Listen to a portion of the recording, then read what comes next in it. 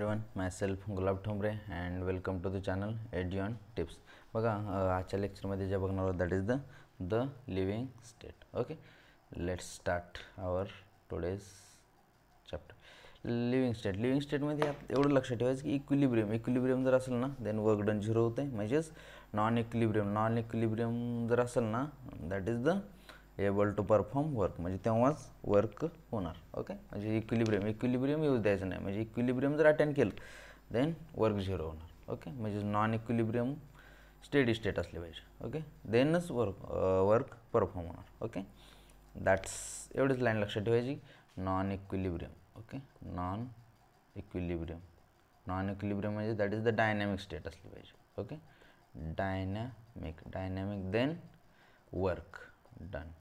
Okay, बस इतना याद रखना है आजच्या लेक्चरसाठी. ओके, कायम डायनॅमिक स्टेट असली पाहिजे. ओके, काय म्हणतं at this level you must understand that tense and thousands of chemical आपल्या बॉडीमध्ये obviously thousands of reaction otherwise called metabolites or biomolecules at present concentration characteristic of each of them. For example, the blood concentration of glucose in normal healthy individual मध्ये glucose किती असते 4.2 to 6.1. Okay, glucose normal ह्याच्यामध्ये किती असते 4.2 to 6.1 millimole per litre per liter. Okay, while that of hormones would be in nanograms per liter. म्हणजे आपल्या बॉडीमध्ये जे हार्मोन्स असतात ना ते नॅनोग्राम्स पर लिटर असतात, sorry millilitre. The most important fact about biological system is that all living exist in steady state characterized by concentration of these biomolecules are in a metabolic flux. Yes, any chemical or physical process moves spontaneously to equilibrium. The steady state is a non-equilibrium state. Yes, the steady state जी असते ना that is non-equilibrium. One should remember from physics that system at equilibrium cannot work. Yes, म्हणजे suppose equilibrium जर असेल ना then work done होऊ शकत नाही. Work done that is the zero. Okay, so बस इतना याद रखने का आज के लेक्चर के लिए. As living organism work continuously, कारण आपण ऑब्वियसली कायम वर्क करत असतो ना. So they can not be afford to reach equilibrium. Yes, hence the living state is a non-equilibrium steady state to be able to perform work. Yes, this remember this sentence only. Hence the living state is a non-equilibrium steady state to be able to perform work. म्हणजे equilibrium जर असेल then work done zero. आपण आपली body तर कायम work म्हणजे काही ना काही काम करत असतो. सो आपली बॉडी म्हणजे इक्विलिब्रियम राहू शकत नाही. So dynamic. Okay, dynamic then work is doing. Okay, the living process is constant effort to prevent falling into the equilibrium. म्हणजे काय इक्विलिब्रियममध्ये फॉल होऊच देत नाही. म्हणजे कायम काही ना काही एफर्ट करत असते म्हणजे जेणेकरून prevent falling into the equilibrium. This is achieved by energy input. म्हणजे काही ना काही कायम एनर्जी इनपुट दिला जातं. Metabolism provides a mechanism for the production of energy.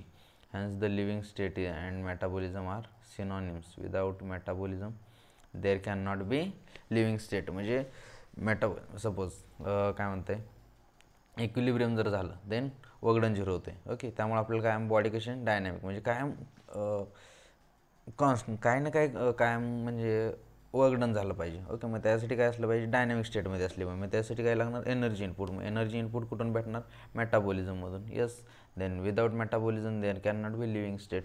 That's all. म्हणजे डायनॅमिक स्टेटमध्ये राहायसाठी काय लागणार मग एनर्जी. ओके, मग एनर्जी कुठून भेटते मेटाबॉलिझममधून. मग without that's all. Without metabolism there can not be living state. Suppose जर मेटाबॉलिझमच जर नाही झालं तर ऑब्वियसली वर्क डन झिरो होणार. म्हणजे आपली बॉडी इक्विलिब्रियममध्ये आणली. इक्विलिब्रियममध्ये जर गेली then work done zero. Work done zero म्हणजे आपण we can not be living. खत्तम. जे मेटाबॉलिझम असेल देन एनर्जी आणि एनर्जी असेल then we are living. Okay, that's all. काय काय लक्षात ठेवायचं, एवढं लक्षात ठेवायचं की इक्विलिब्रियम जर असेल देन वगडन झिरो, म्हणजे वगडन होऊ शकत नाही, आणि नॉन इक्विलिब्रियम असेल देन वगडन होते. मग नॉन इक्विलिब्रियममध्ये कसं ठेवायचं, तर एनर्जी इनपुट कुठून भेटणार, मेटाबॉलिझममधून एनर्जी भेटणार. मग मेटाबॉलिझममधून जर एनर्जी भेटत असेल then metabolism, without metabolism there can not be living state. Okay, everything clear, hope everything is clear. एवढं लक्षात ठेवा की living state is non equilibrium, steady state to be म्हणजे नॉन इक्विलिब्रियम स्टेट असते, बस नॉन इक्विलिब्रियम स्टेडी स्टेट असते. आणि without metabolism there can not be living state. हे 2 सेंटेन्स लक्षात ठेवायचे. Okay, that's all. Hope everything is clear. Metabolism to मेटाबॉलिझममध्ये energy भेटणार, एनर्जी म्हणजे काय म्हणतात, इक्विलिब्रियम अटेंड करू देत नाही. That's all. Thank you so much. Bye bye.